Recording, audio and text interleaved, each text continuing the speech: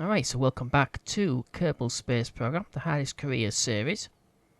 Today's episode we are going for Mach 1. We have two prototype aircraft to try and get through the sound barrier.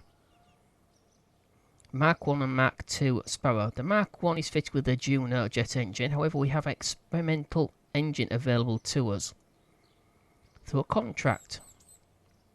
It's a J33 Weasely. It develops 120 kilonewtons as opposed to the Juno's 20 kilonewtons. It's very much more powerful. Doesn't tell the full story though, and we also have the contract for breaking the sound barrier. Can't have any solid rockets. Now, according to the contract, we can actually do this with either jet engines or rocket engines. Just not solid rocket motors, so it can be a liquid booster, which you do have available.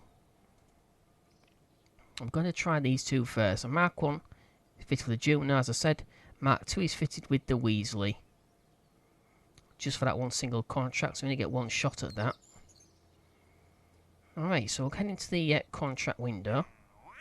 We'll see Gene. So there's Weasely engine test contract. And break the sound barrier. 21,600, 2,400 up front. 12,600 as reward, 6 science, welcome, 30 reputation. Get 1 point for science, 1 reputation, a little bit of money, a little bit of an advance. Okay, so when I head into the aircraft hangar, I'm going to show you the aircraft first of all, and then we shall roll them out and we shall test them from the runway. Okay, so we're in the aircraft hangar, and this is the Sparrow Mach 1. Mach 2 is pretty much exactly the same, except it has a different engine in it. They're actually based on something called the de Havilland Swallow. 3 of which were built, all 3 unfortunately crashed, killing their pilots. There was actually an experimental prototype aircraft for seeing the effects of supersonic airspeed over a swept back delta wing. It's like basically like a very large wing. You can actually see pictures of it all over the internet. There's only 3 of them actually built, none of them survived. Pretty much the same thing.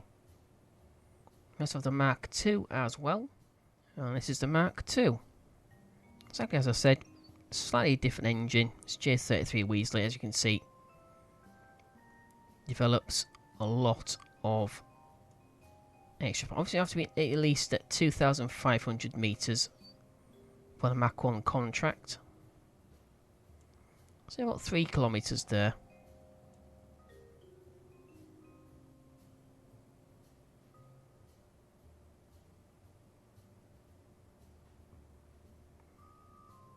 So it begins to lose power about Mach 0.6. Then it starts to gain it again.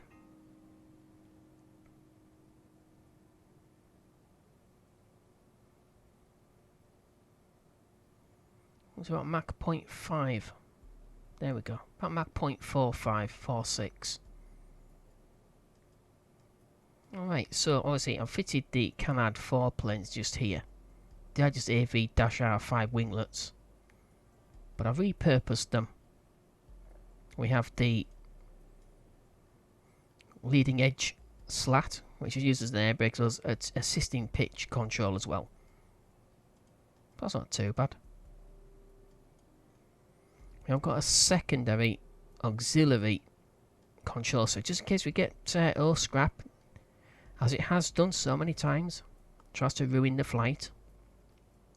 So we've got some backups for pitch as well as roll control.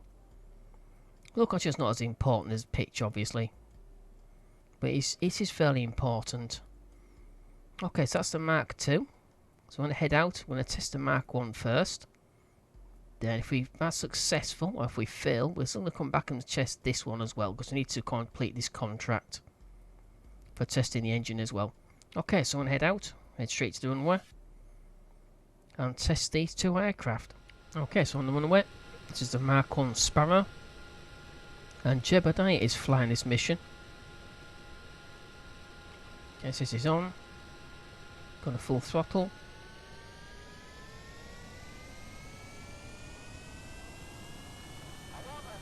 a bit of a wobble there.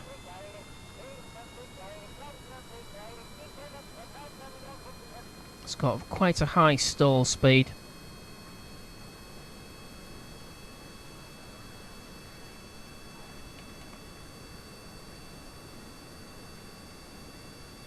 A bit of a wobble there.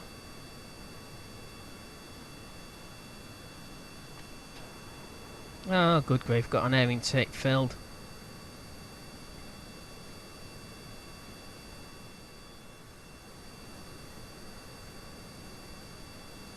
So it's been at least 2,500 metres. We shall see if we can carry on with just one air intake working.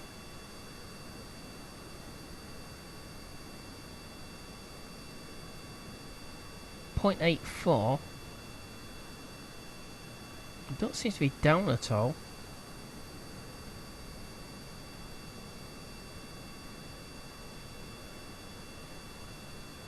Air intake in angle. What's the actual 33.4 and climbing. Don't seem to have affected it at all.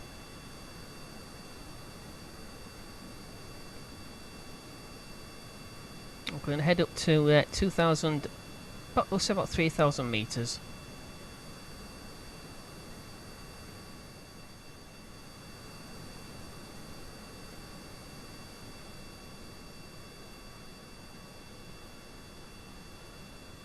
Okay, just coming up on 3,000 metres. Start to level out. 331, 332 metres per second and climbing. I'll leave it climb about 10 metres a second. Okay, bring it down to level. No, I just have to tune the control surfaces a little bit.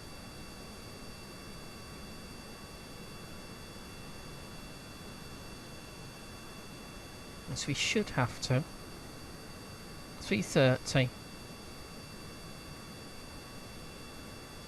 So that's just for roll control. That should be off. That's just auxiliary control in case one of these fails.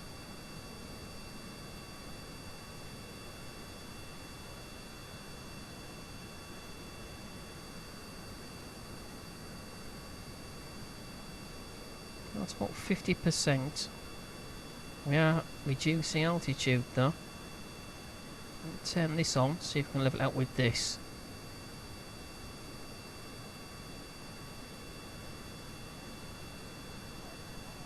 Okay, just levelled out with that active. We just built a sound barrier, but did it actually... Okay, there we go. Just under 3 kilometres, but we are accelerating.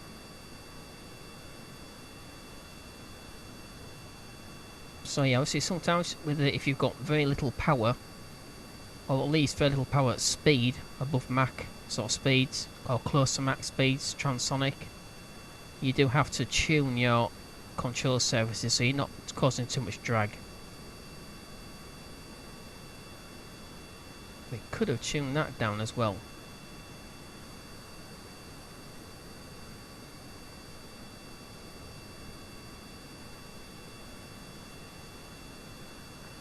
In fact, I might actually have to just turn that off completely.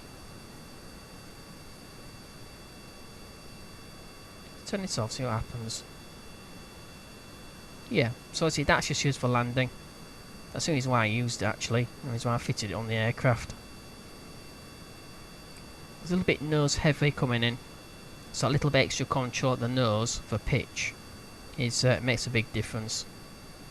Not much of a difference. Not big difference. Well, 354.1. So if I turn this on, we'll slow us down a little bit first.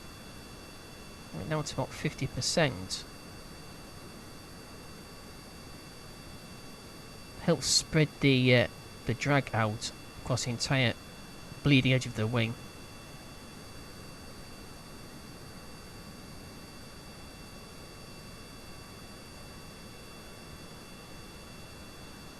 course, when you come into land, you have to remember to put those back up. Otherwise you're going to have serious issues. Yeah, there we go. So one control service down, and it decides to lose pitch control. 353.7 and climbing. We are just under 3 kilometers though. Accelerating back up, but not by much. So we'll call it about 355. Yeah, it's just going up a little bit, 0.6 now. It states Mach 1.1, but it's barely Mach 1. More like Mach 1.09 or 08. Alright, so that's that though. That's the contract done, that's Mach 1. I'm going to try again with the Mach 2. See what we can get out of it with this Weasely experimental engine. Alright, let's head back. We shall land, recover the aircraft, and then Valentina will take the next one out, Mach 2.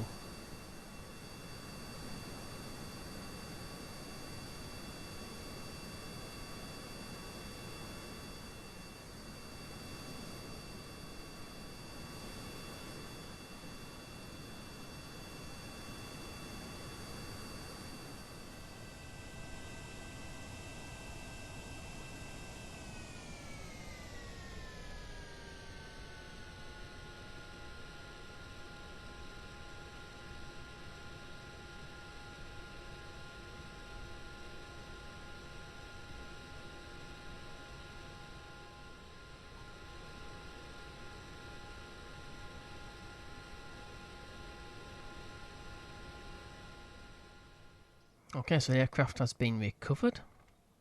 So has Jebediah. The contract has now been completed. No experience gain, don't expect him to. But he has got Mach 1 below 30 kilometers.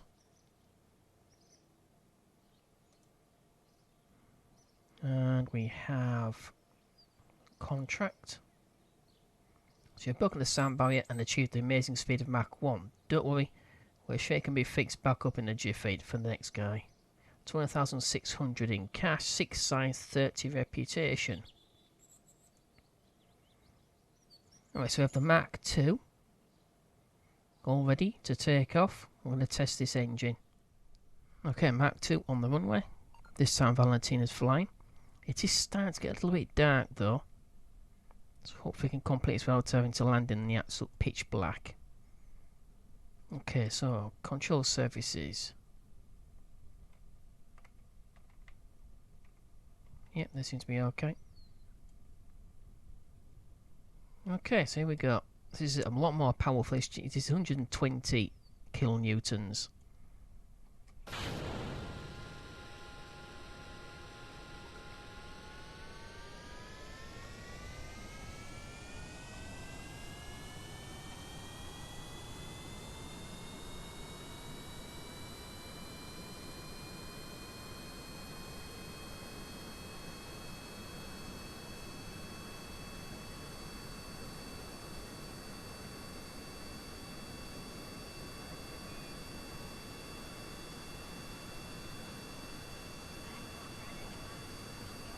And for this contract, I'm going to have to test the engine itself.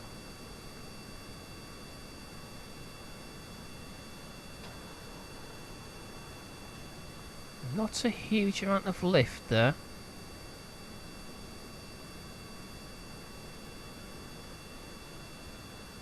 Let's turn these on. Okay, that's better.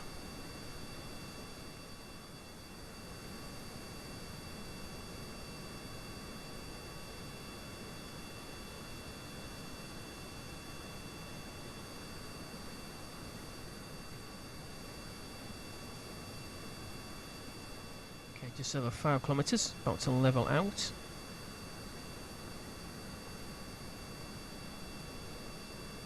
Should bounce straight back up to level flight.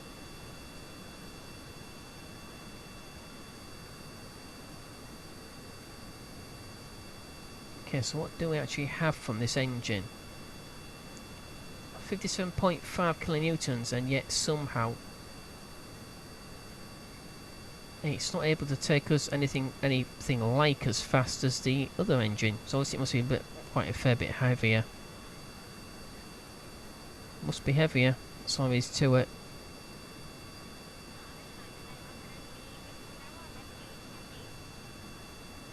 (313.3 meters per second).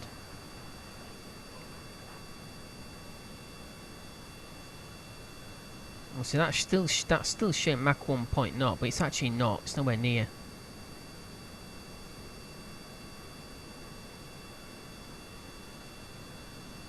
Alright, let us see if we can try and reduce the drag a little bit without losing pitch control.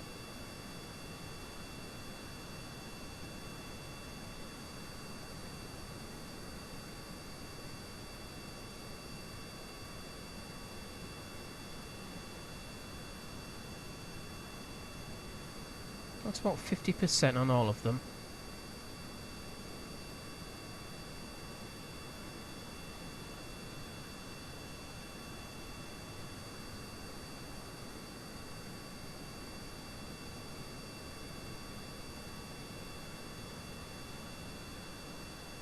Nope, since we turned that off, we'll lose all pitch control for some reason. It's very strange, that.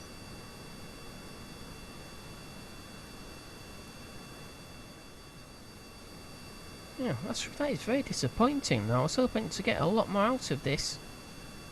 Well, see, because the engine itself back in the aircraft hangar, the engine itself has no actual performance data in its right-click menu. The Juno does, and that peaks at about Mach 1.3. This one obviously peaks a little bit down further. According to the engineering reduxter, it's supposed to peak at Mach 1.46.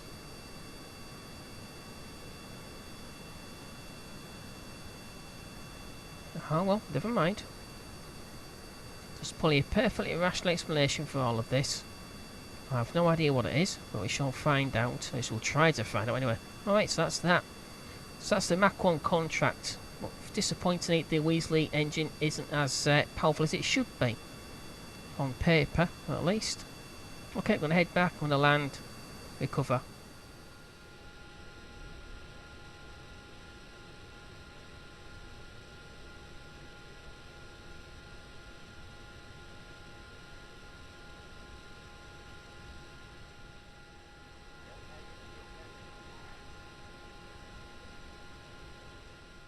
Alright, so it's rather tricky landing that, because of those swept-back wings. It doesn't generate a great deal of lift, so it's got quite a high stall speed. Fully recovered though. Okay. No, nothing, no experience, and still no new rhythms. Okay, that's the contracts. That's the Weasely tested. Yeah, that is disappointing. There must be something to do with the fact that we've only got very small intakes for the engine. That's all I can think of. Alright, but that's Mach 1. So obviously the next accomplishment we need to try to achieve is either Mach 2 and 20 kilometers in altitude. Probably 20 kilometers in altitude might be easier, but we have enough science, if it lets me in. We've got to unlock the prerequisites. So we want flight control. We need subsonic flight. For some reason, the jet engines don't allow you to go and sustain supersonic flight in the subsonic flight section for some reason. So that's the Weasel I just tested. You have this slightly more capable air intake, the J20 circular air intake. So I'm thinking that might be the issue. We've only got one jet engine, that's all we just tested, so that's the Weasely. Also, I've got to unlock this first because it's a prerequisite. I've got this one. I've got this one. Just been unlocked. There's absolutely nothing for us to use in this particular section. This is all for spacecraft. But unfortunately, it is a prerequisite. It's going to take 45 days, and it takes 45 science points. So now I need to go and do some more science. We'll need another 39.4 points of science to unlock this. I'm thinking maybe that jet engine with its... I think that looks like a purpose-built intake for this engine. Unfortunately, it's not an instant thing. It takes so many days, so that's 45 days plus the other days it takes to unlock the other stuff. It's under 10 Kerbal days for stability and then flight control. Unfortunately, that is it. So that's Mach 1 accomplished anyway. But disappointingly, that Weasely was no better. Actually, it wasn't even as good. Alright, so that's the end of this video. That's the end of this episode.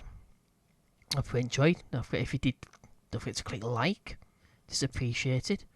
Don't forget to subscribe to the channel for this playthrough and other series I'm going through now and in the future. We also have Discord. We have Facebook and Twitter. You found the link to those 3 platforms on the banner on the front page of the channel. Alright, so once again, thank you for watching. Hope to see you next episode. In the meantime, as always, take care and bye bye.